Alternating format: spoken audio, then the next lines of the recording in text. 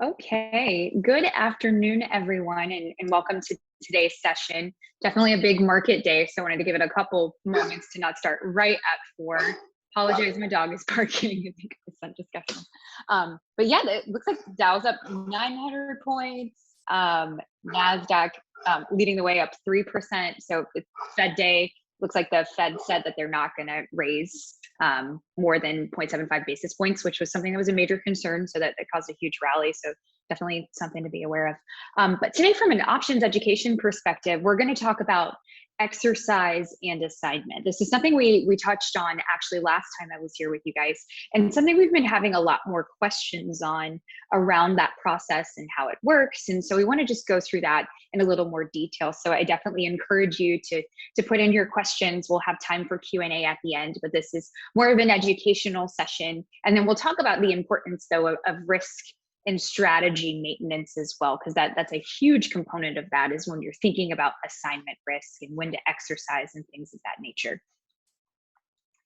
Before we dive into the content, though, as usual, we'll start with an important disclaimer. Types of securities forms and research tools used in this video are for demonstration purposes only and should not be considered a recommendation by options play or a solicitation or an offer to buy or sell any securities. This video is not intended to be used for individual tax, legal, or investment planning advice. And please know that options play is a third party not affiliated with First Trade, so therefore any opinions expressed are our own and not that of First Trade. So we're going to cover today, we're going to cover the review of an option, something you've probably seen before, but just want to do a quick review of what an option actually is. And then we'll go through the types of options, spend a lot of time on the assignment process, what you need to know from the importance of the exercise and assignment process. We'll talk about some options plays tools. I've also got some resources from First Trade as far as their exercise and assignment processes that I'm happy to share with you. And then of course, save some time for Q&A. But the main question that we're going to answer today is, how does the options exercise and assignment process impact me? Because it's your trading, it's your decision. So what's the impacts that you need to be aware of throughout this process? And I see some with dividend assignment. We're going to talk about that as well, because that's an important component. So we will definitely go through that. All right. So just starting with the basics, what is an option? We'll go through this really, really quickly so we can get to the meat of it. But an option is essentially a contract between a buyer and a seller. The buyer pays a premium. They can execute upon the rights of the contract or the terms of that contract. The seller is obligated to fulfill the terms of the contract. So that's all it is. It's literally a contract between a buyer and a seller. I've used this analogy so many times. If you are you think of yourself in a car, the driver is the person who purchases the options. They're making the decision to go left or right. The person who is selling the options is the passenger. So you can see all of your surroundings. You can get a good idea if maybe someone's going to stop at the stop sign or they turn their blinker on. So you know if they're going to go left or right. So you've got indications, but at the end of the day, it's the driver that's making the decision. And that's the way, a great analogy to describe options. The long call option holder or long put option holder, just the person who's purchasing the option, owns the right to buy or sell, which means they can execute upon the terms. If you're on the other side of that contract and you're the seller, then you have that obligation and you are required to fulfill the terms of that contract. And how that process works with many brokerage firms, we're actually going to go through that too, because I think that's important and interesting to know as well. But just with this little example here, it's exchanged for a premium. The buyer pays the premium, the seller receives the premium, and the terms just specify if it can be bought or sold at what price within what time frame. So that's something we've covered before, the essentials of what's knowing. Do me a favor and type 1 in the chat if that makes sense, because if that doesn't, then we're going to be lost all the way through. So I'd love to just see some 1s in the chat to let me know that you have got that covered. Lots of 1s. Thank you very much.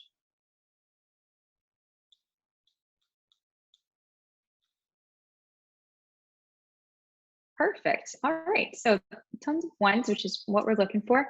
So you've probably seen this before as well, but I want to make sure we just cover the T chart. I love to bring it up even when I talk about the Greeks or multi-leg options, because it's just a great view of looking at the mirror relationships of these various options. So just reminding you the obligations and the ownership rights that are contained within the various contract types. So when you're buying a call, you own the right to buy. It's purchased for a premium. It is bullish because it's on the top end of the quadrant.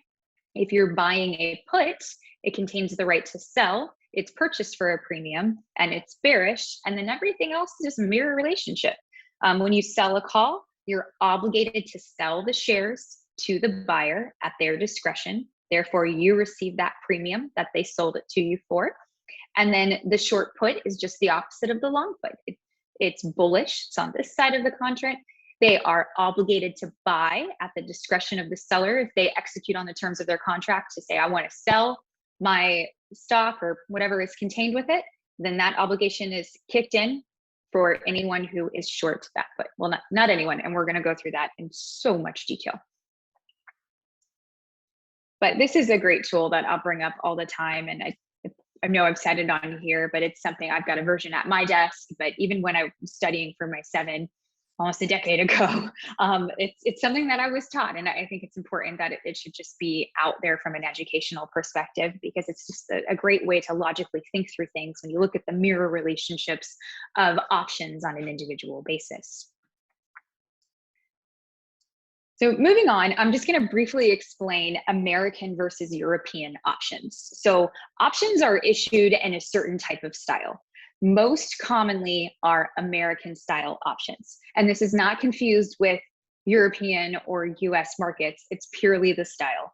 American means that it can be exercised at any time and it's physically settled. So those are your normal securities like SPY I have on here as an example. That's an ETF. It's physically settled because you can take ownership of the ETF. The European style is something that you can't take ownership of. You could, but it'd be rather difficult.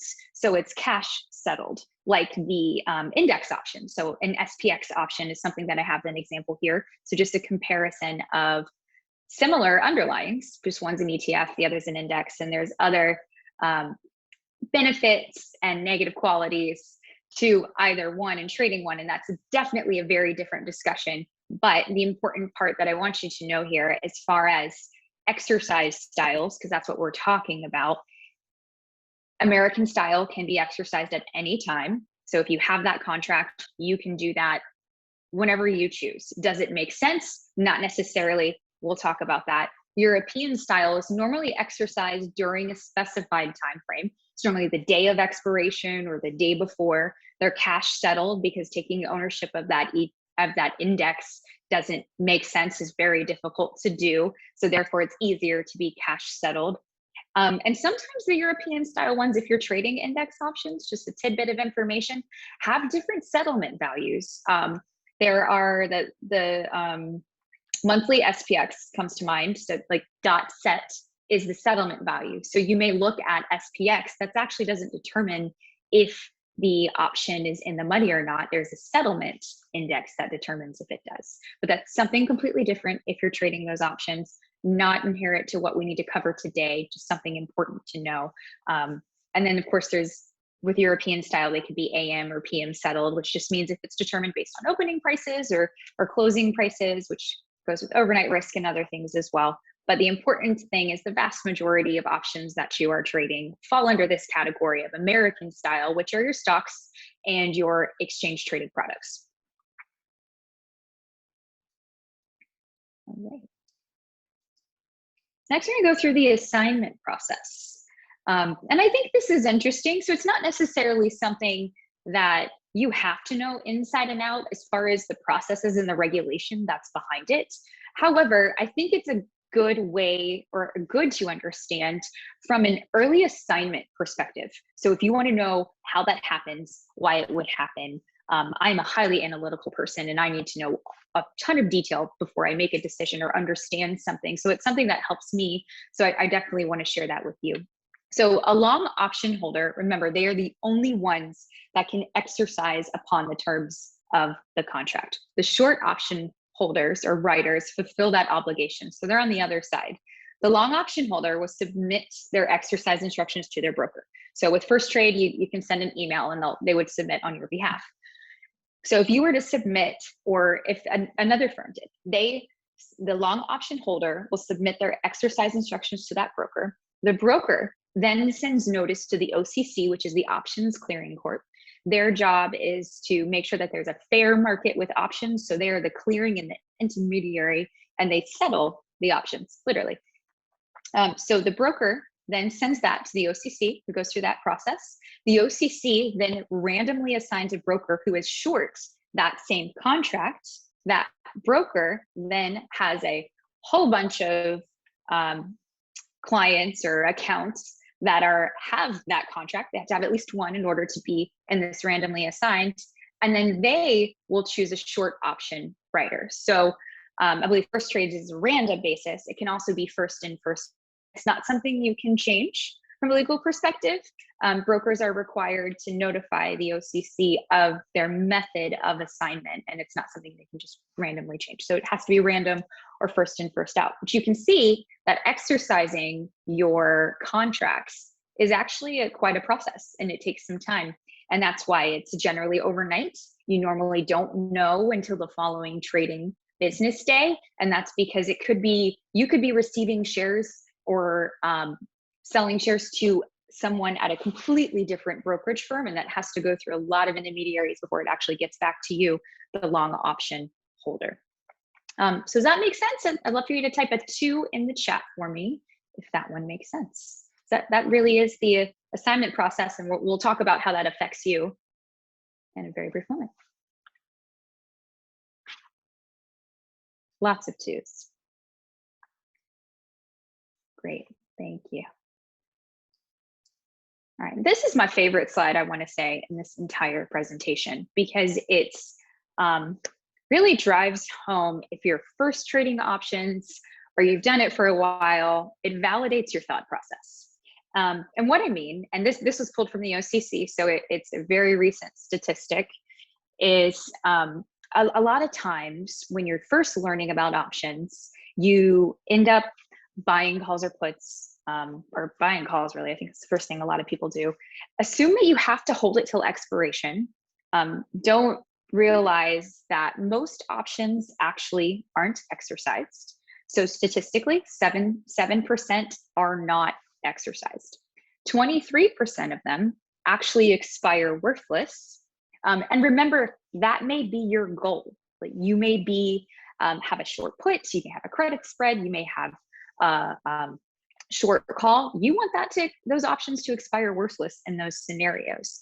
Or in either scenario, which the vast majority of what options traders do, is they trade their options out of the market. And what that means is, when you start your opening transaction, you're buying to open or you're selling to open, you close that contract either on expiration or before it reaches expiration, which is the only way possible to fully remove your assignment risk. That's a question I get quite a bit, especially on this presentation, is how do I make sure assignment risk is completely gone? I don't want to deal with it. Literally, the only way is to not hold a short option. And the only way to not hold a short option is to buy to close that option. And we'll talk about that in more detail, and scenarios where you can gauge your assignment risk, inclusive of dividends. That's a big one that comes up.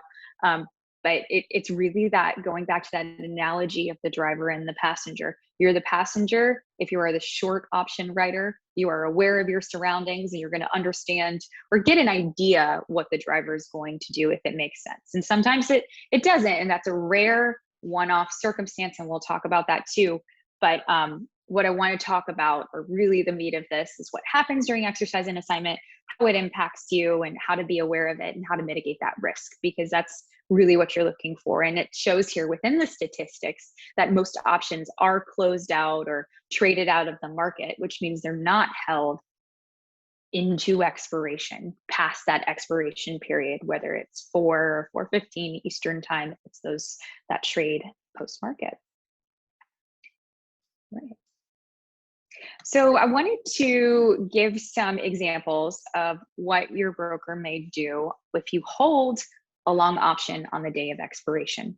And this is something that all brokers do. It's not just First Trade. It is literally all brokers. Remember, brokers are here to help you. They are going to mitigate risk, make sure that you don't get yourself in a really bad situation. And so that's what this is intended to lay out for you. So long options on the day of expiration. I've got a ABC 100 call, and we've got the underlying at 105, and I've got various strike prices. So looking at the scenario, if you have the money option, a near the money option, and out of the money option. This is through the lens of the long option. So you've purchased this option. We'll go into short options in a moment, and you can see what's here. So if you have an ABC 100 call, it's in the money because we have the right to buy at 100, and we can immediately sell at the market at 105. Therefore, it's got to be worth at least $5. So we know it's in the money. There is some value there, but the OCC automatically, or normally, if your option is in the money by at least one penny, will automatically exercise. And that will only happen if your account can support it. Otherwise, you may end up in a precarious situation. So that's something to care for when you hold an option on the expiration day. So what you can do if you hold an in the money option is you can close it on the market. You can close it for roughly intrinsic value. Sometimes it's a little less. So I mean that in the money value, in this case, it would be $5. You could exercise the option if your account can support it, or you can submit a do not exercise. And what that is, and you can submit that to First Trade as well. What happens is you are saying, do not exercise my shares. I am taking that liability off of you, my broker, and I am putting it on me. I know that if I do not close out these options before the market close, I'm going to lose out on any value. And that's an important component. And like I said, that your broker is here to care for you. That is their job, there's regulations around it. So what they can do, though, because they want to make sure you don't overbuy your account, is perhaps submit a do not exercise or close out your options for you. So that's something important to care for, but something to be aware of when you hold an option until expiration, which we've recently learned is statistically not something that a lot of people do.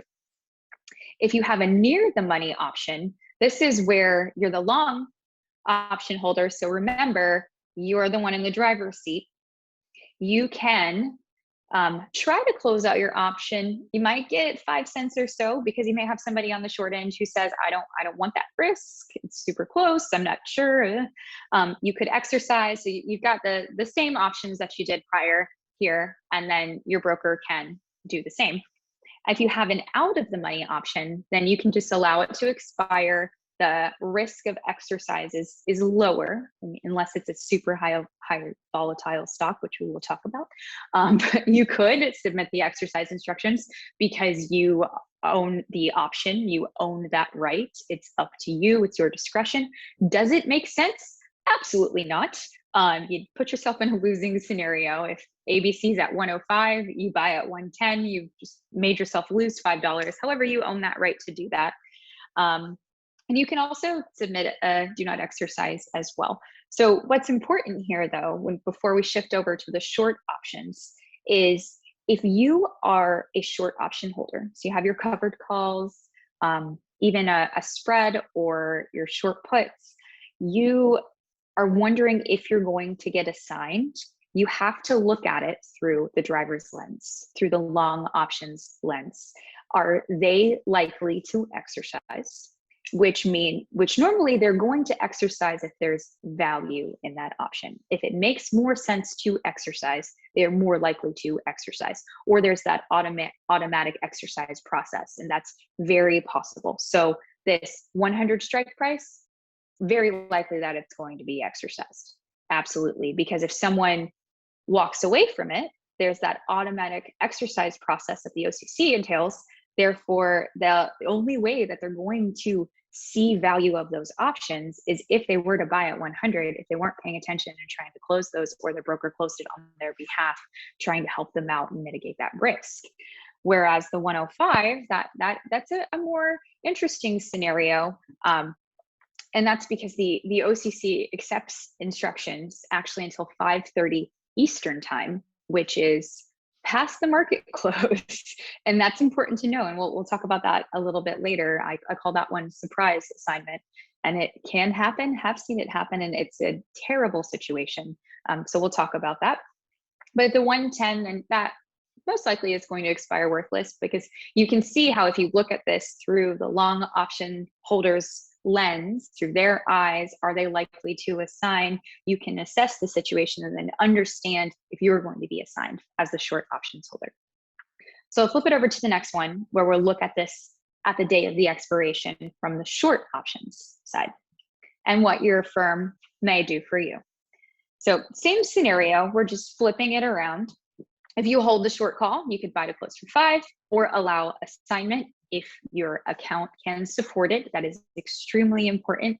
And what's also important about this, and I apologize I didn't talk about it earlier, is when you are wanting to exercise your contracts or allow assignment, all of a sudden your profit and loss diagrams are going to completely change. Your max gain, your break even the tax consequences are now very different because you've created a new position. It's a form of closing out your position.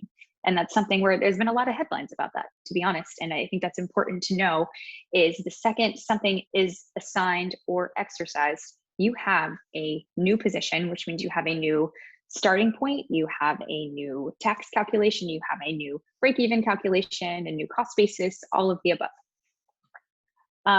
So if you have an in-the-money option, you could allow assignment if your account can support it, which you'd be selling 100 shares. So in this scenario, it's probably a covered call, and maybe that's something you want, and that's absolutely fine. But if your account can't support it, then your firm may close out your options for you, or you could buy to close that or roll your option as well. That's also a recourse.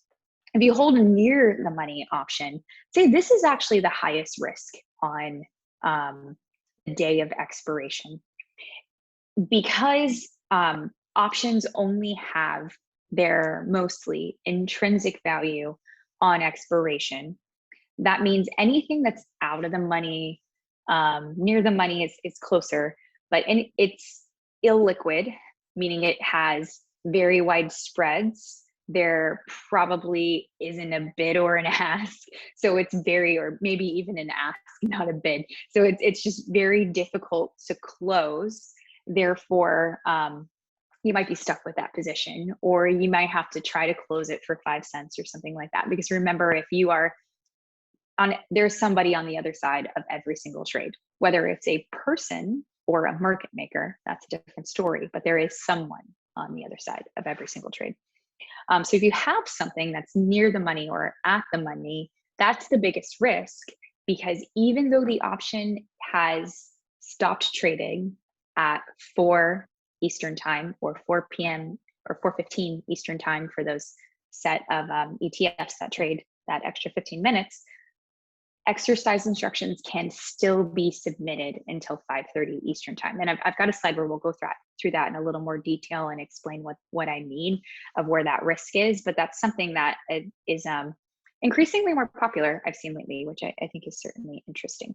But these are your options. When you hold the short contract, you can see how you have less of what you can do because you can't exercise or on those terms. You're now the passenger in the situation. So it's allow your obligations or risk your obligations, otherwise it shall expire. So let me do another check there. Does that make sense from the eyes of the long and short options holder? Because now I'm going to go into some actual scenarios and what that means for you. If that makes sense, just type a 3 for me in the chat. So that is 3, if that one makes sense.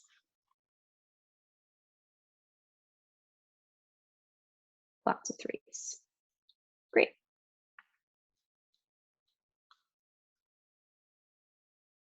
All right. So broken assignment. I see my typo on the screen. I apologize. This should say put right here, not call.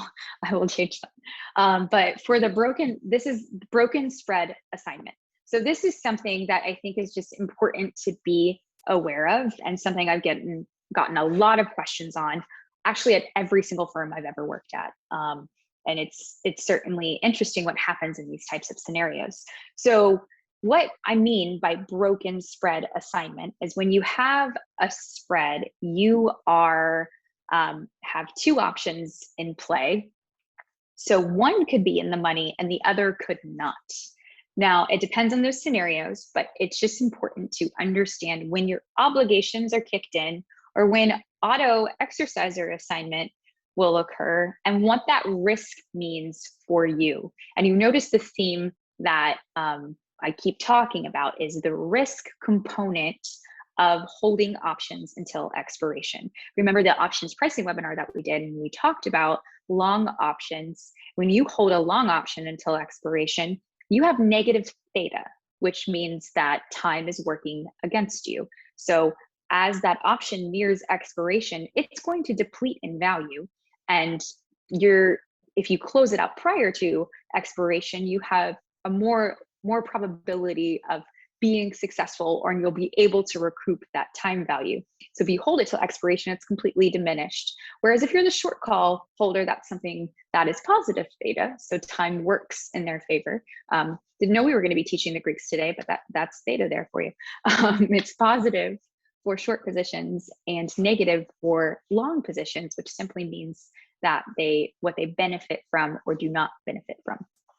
So from a bull call spread, if ABC is at 105, that means this long equity call is in the money. This 110 call is not, because it doesn't make sense to buy at 110 and sell at the market at 105. Does not make sense whatsoever. The long call would auto exercise if you don't do anything about it. Therefore, you'd buy 100 shares of ABC at $100 per share that show up in your account the next business day.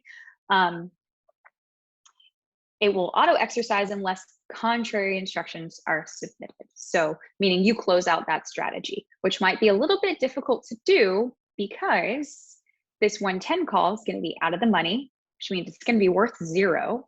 So it's going to be difficult to try to close that. And you may have to close it for $1 or something like that. It's very difficult to close. And these are the type of options that you shouldn't hold until expiration, because things that decay, that are very factual, like negative theta, will hurt you. So therefore, that's why price targets and exit strategies are just so important. I cannot stress that enough. Whether you are trading multi-leg options or individual options, holding them till expiration equals risk, period.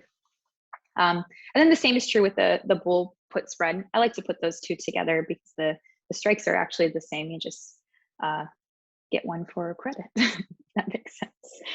But the long put would be difficult to close in this scenario because selling at 100 is not more advantageous than selling at the market price of 105.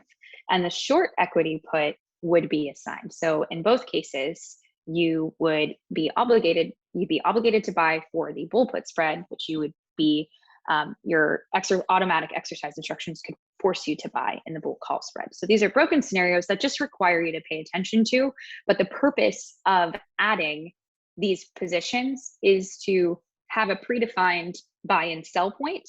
But if your underlying doesn't make it all the way to the higher strike in both scenarios, so above 110, then care is taken care of, is extremely important, because your sell price may not be in place, and it wouldn't make sense for it to be. So that one's not too detrimental to be aware of, but this one and these next that we're going to cover, I think, are really the bulk of it and the ones that are to be cared for. So the most common early assignment is dividends. We'll call this X dividend date. That's something important to be aware of if you have a short call specifically. So this is inherent to short call holders, whether it's covered by anything, you have a short call of any type. This is something important to know. If you're a stockholder, the only way that you are entitled to a dividend is if you own that stock the day before the X date. So on First Trade's platform, I've got Altria here. I did utilize this from another presentation, so I apologize for the old dates, but the content remains the same. This screenshot was taken the day before the X date, though, so that's why I wanted to keep that in this presentation. So The X date was March 24th. I took the screenshot the day before, which means in order for me to be entitled to this dividend, I had to own the stock the day before. So, and there's settlement values and things like that. That makes sense. Think about that again from the driver's perspective. If I'm a long option holder and I say, okay, I may want to put in my exercise instructions and get that dividend. And there's an easy way to figure that out. And I like this screenshot because I calculated the value plus the dividend and compare it to the bid and ask or the midpoint. And that'll give you an idea if you will be assigned. And all of these probably did experience early assignment. And let me explain to you what I mean. That dividend, I believe here was 90 cents, because that's the only one they've had for the year. So it was 90 cents. You take that 90 cents and you add it to the bid ask. I believe I did the midpoint here. I'm trying to do my math up and it's not adding up. The last price I did this off of, I apologize. Okay, you need to do that off the bid and ask because some of these are a little wide. So this is what's important. Take the midpoint and add the dividend. If that price, I'm sorry, the intrinsic, I apologize. I don't know what I did there. I know I did this right.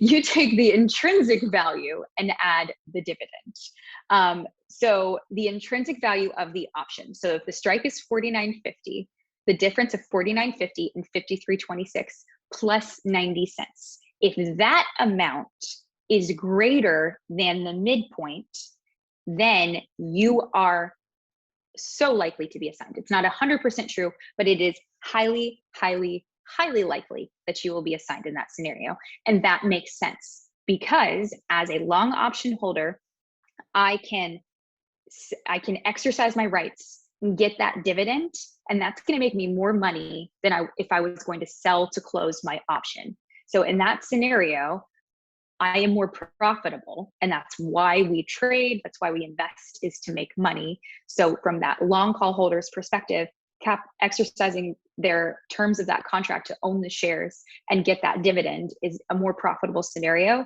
Therefore, if you hold that short call and you're saying, oh, there's an X dividend today, am I going to get assigned, or there's an X dividend dates tomorrow, you can do that simple calculation and you will know if you will be or not, or you know if you have a high probability. And the only way to avoid that is roll out those options or close that option, but you're literally looking for intrinsic value plus the dividend.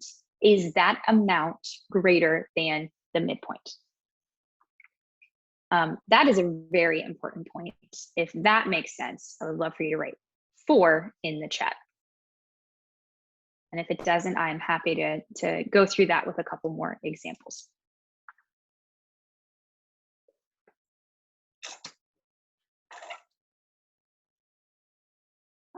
Got a couple 4s.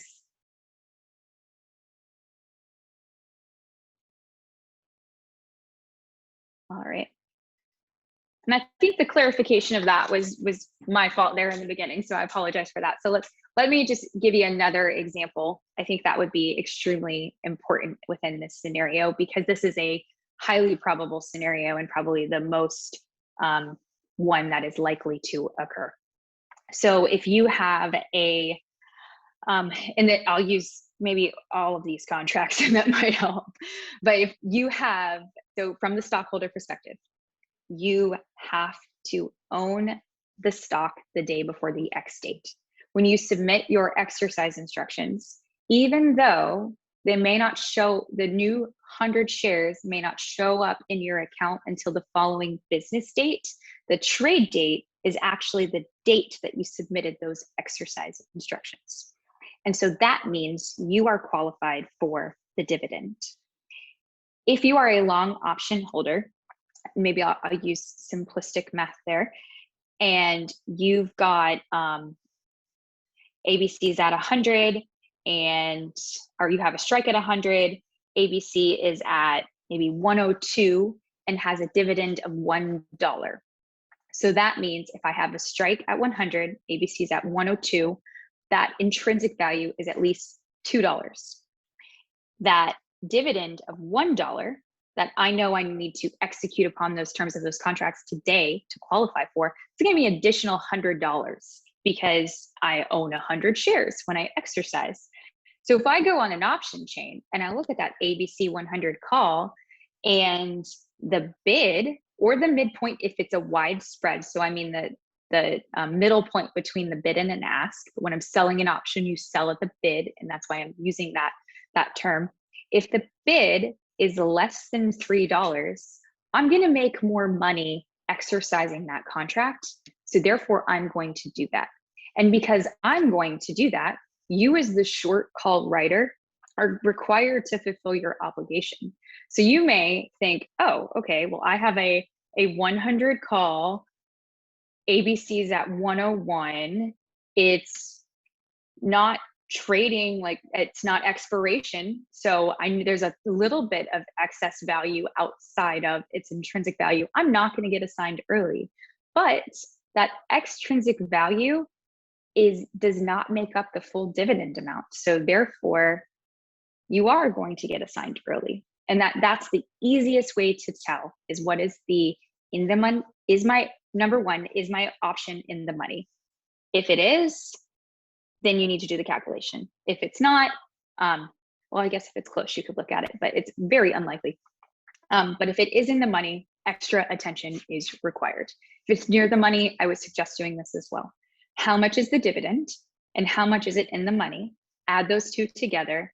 And can I buy to close my option at a lower price? The answer is yes. Then the person on the other side of that trade is probably going to exercise their instructions. So that's where that's coming from. All right. So let's talk about surprise assignments. This is one that I've been alluding to earlier, and I did pull a real example from Tesla because it has a high beta, which simply means that it fluctuates quite a bit in comparison to the market. And I think that's important to know. When that happens, because the OCC accepts exercise instructions until 5:30 p.m. Eastern time, that means that the long call holder can still submit their exercise instructions when you think that you're in the clear. And let me tell you what that means.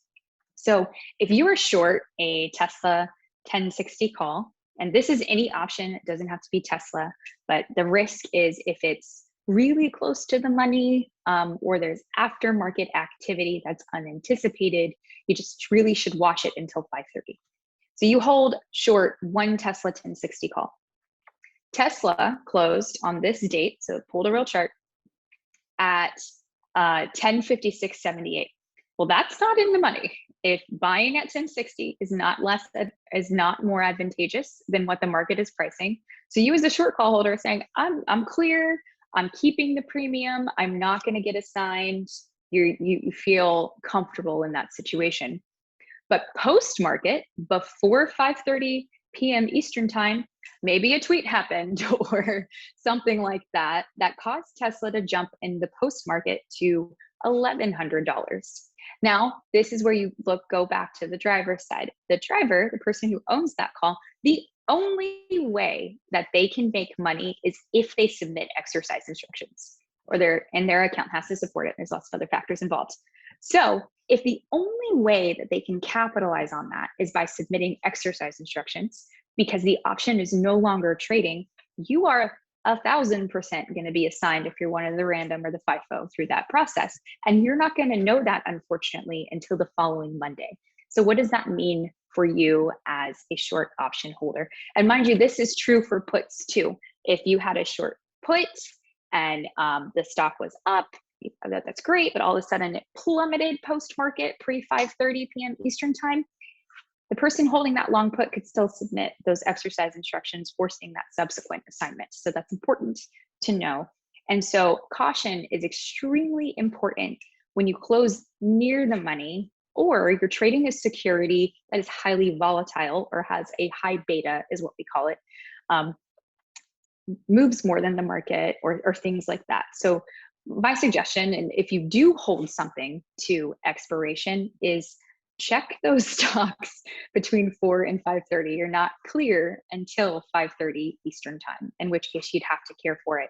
But normally your broker, because that's a responsibility and that's the goal of them. And it's a difficult process because there's a lot of accounts out there, try to mitigate this for you.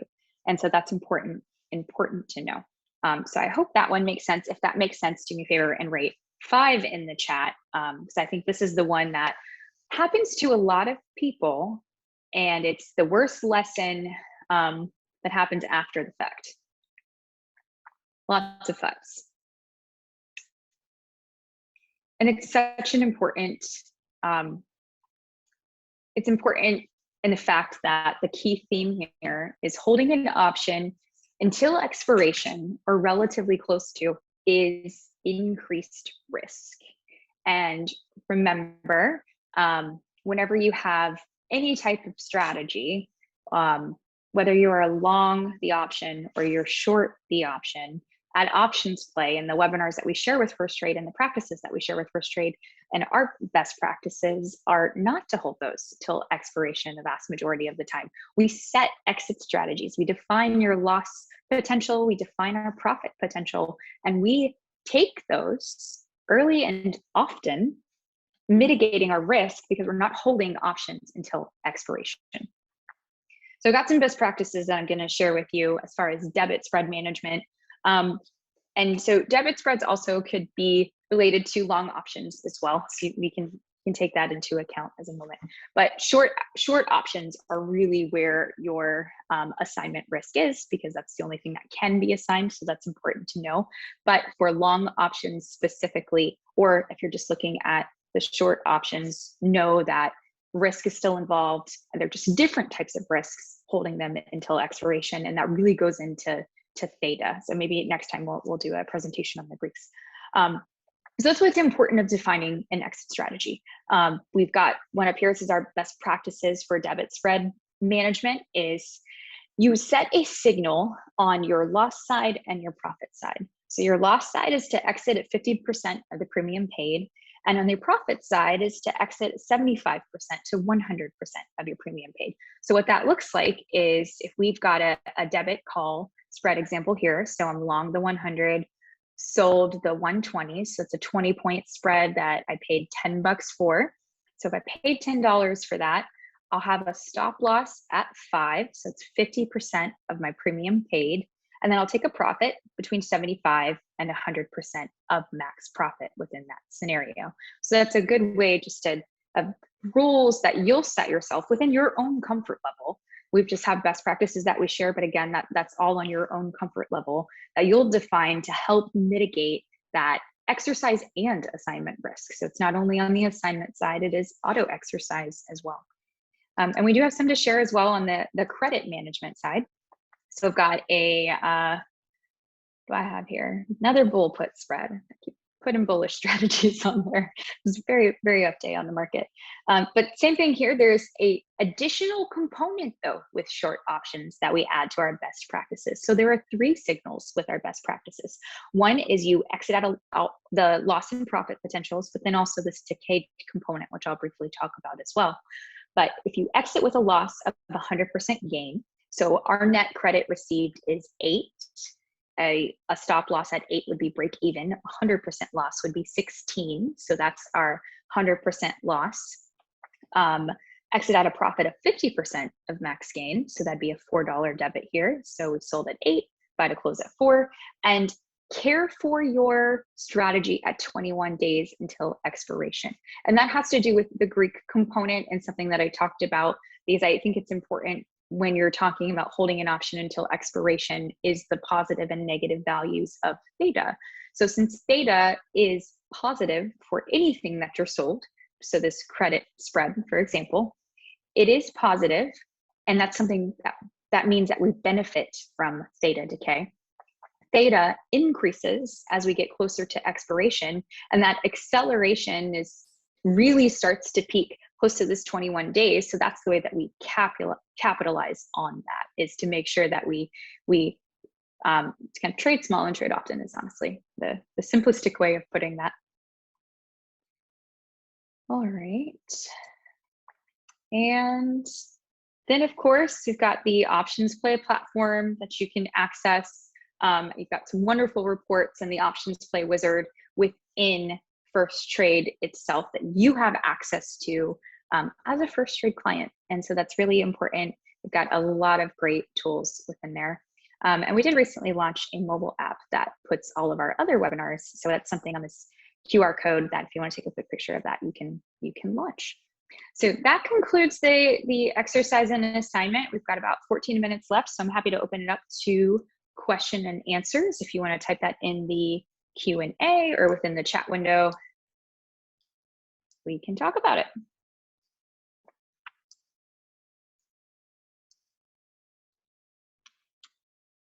All right, and there is a couple there.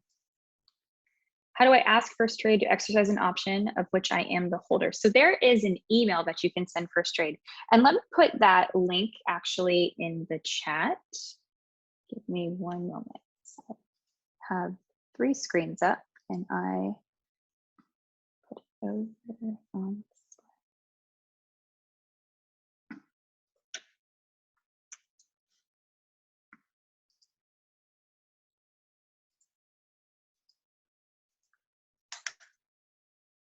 There you go. So that's actually a really great article on what happens on expiration, exercise, and assignment, because a lot of it is very broker specific. And First Trade definitely has some great examples of dividend risk and other risks as well that goes above and beyond than other brokers. So I think that's a really great tool for you to utilize. All right, so that's answered. Earlier question about dividend call assignment. 100 shares of ABC and sold a call that has been signed the day before exhibit date. What exactly happens to the dividend? That is a great question, Catherine. So Catherine asked if that does occur, you have a short call and you're assigned, what happens to the dividend? If you are, it depends on the scenario. If you are long the shares yourself, those are going to be sold and you're not entitled to that dividend you would have received for those shares because you wouldn't have owned it on the X date or the day before the X date. Therefore, nothing just happens. Your shares are gone. That's the end of it. Now, if it's a short call itself and you end up shorting shares, you actually do pay them the dividend. And that's a very important piece. So if the dividend is $1, you're short the shares, you are also going to be debited the amount of the dividend. So if it's 100 shares, you'd be debited $100 and you are paying it to that long stockholder at that case. And that's true with any short position of of short stocks that pay a dividend. If you are short the stock, you will also pay the dividend because you're borrowing the stock from somebody and they're entitled to that dividend. Therefore, you owe it to them. So that was a great question. Right. And bullish vertical spread. Catherine, I really appreciate your detailed questions. Bullish vertical put spread of ABC, sold 105, bought 100. ABC closes at 120. Very comfortably out of the money, yes. And there's big news at the market, and my 105 is assigned. Don't know about it yet. My range is at 90. They would not exercise your 100 put for you. So that's the that is that broken assignment that I was talking about. So because it was after hours, your contract ceased to exist.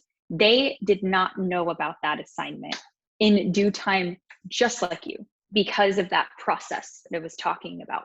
So therefore, no, you would end up having long shares in your account and they would not be sold.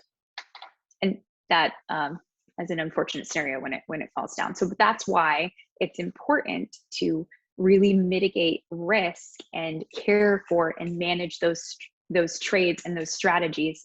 Definitely credit spreads often when they hit your price point or your profit potential. That's extremely important. Holding any option until expiration, just it's a lot of risk. If you're assigned on a Friday, when does it settle and what date do you get the dividend? So if you're assigned on the Friday, the trade date is the date of assignment. So it'd be that Friday in this case. And then that's the trade date. Stocks will settle 2 business days. So then it would settle on T+2, so on Tuesday. And then you get the dividend on the pay date. So that's why I was saying earlier that the record dates and things would match up. If you look at the X date of the dividend, you look at the day before, the date of record is the settlement date. So that's how that all matches up.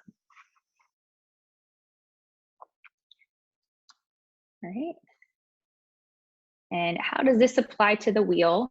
Well, it's if you hold it until expiration, and if you have which may be your intention. So remember, if you have a short put on the wheel strategy, you want to buy the stock. So it's not, doesn't really matter. That's a poor statement to say that it doesn't really matter. You definitely want to care for it, but you welcome assignment and you capitalize on the obligations within the wheel strategy. So for the wheel, it's a little bit less risk because you're covered, meaning you own the shares or you have the cash set aside, and your intention is to utilize short puts to buy stock and short calls to sell your stock. One piece of that, though, on the wheel strategy that I would care for is the dividend risk that's associated with it, because that's an entirely bullish strategy. So when you own the stock and there may be a dividend and you want to get that, you may just want to roll out your option if you're still bullish on it to prevent early assignment, because that's how you're going to prevent early assignment, is by making sure that the value of the option is greater than the intrinsic value plus the dividend. And the QR code is disabled. I apologize. We'll get that fixed. This is the app though, so you can just go to the Android store or the App Store and just type in options play, and you'll be able to access what we're looking at. So I apologize that happened. Thank you for letting me know. I will let my marketing team know. I bought a put of ABC. So I bought a put of ABC strike price 100, but on expiration, the stock is trading at 90. If I don't do anything, I will automatically get the stocks at 90. That is a wonderful question. So if you have a put with a strike price of 100 and the stock is trading at 90, on expiration, your put is valuable, so it's in the money. You probably will experience auto exercise, but now you're creating a completely different position. So your firm is probably going to close it out for you on your behalf. But what will happen is just the rights that your contract contains will be executed on through that automated exercise process. If nothing happened, taking brokerages out of it, you would sell 100 shares of ABC at 100. The stock is at 90, so you could go in the aftermarket and go long. If you click again, your account can support it. Lots of ways to do that. Or the following trading day, when you see the short shares show up in your account, buy to close it to offset that position.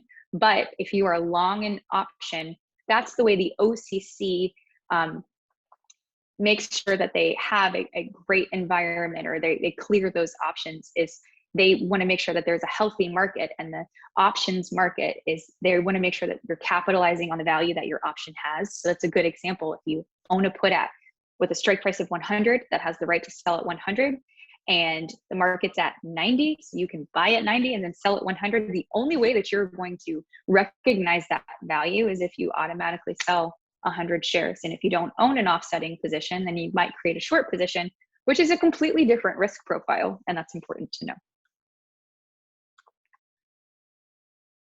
All right.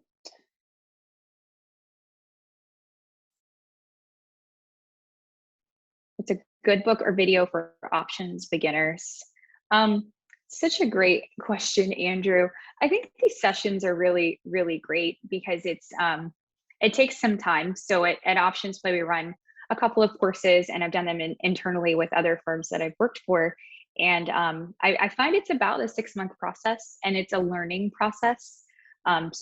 We have a ton, and our education is free on our YouTube channel. First Trade posts the ones that we do with them on their YouTube channel. So I think that that's a great place, especially because we utilize their platform. So it's better to learn with the platform rather than thinking about other ones. So I think that's a great place to start, because we try to put those in a congruent order. But I always start with options pricing when learning about options. That's the first thing to really go over and understand in detail. Focus on a long call. And once you understand a long call, then you can utilize that T-chart to go through everything else. But unfortunately, I've read a couple books and things like that. And it's not, I find require interpretation. And so that's something options play we really push for education and advocate for. And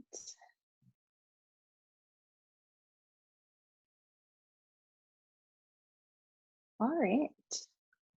So I think that's covered all the questions. And thank you for the engagement. So we'll go ahead and close that out for today. So I really appreciate everyone joining this session. It's a different one we've done, going through the components of exercise and assignment, but I think it's really important, especially with high volatile environments where stocks move around, and if you hold short options, or we talk about those types of strategies. So thank you to First Trade for having us. I really hope everyone enjoys the rest of their day and has a wonderful week. Thank you, everyone.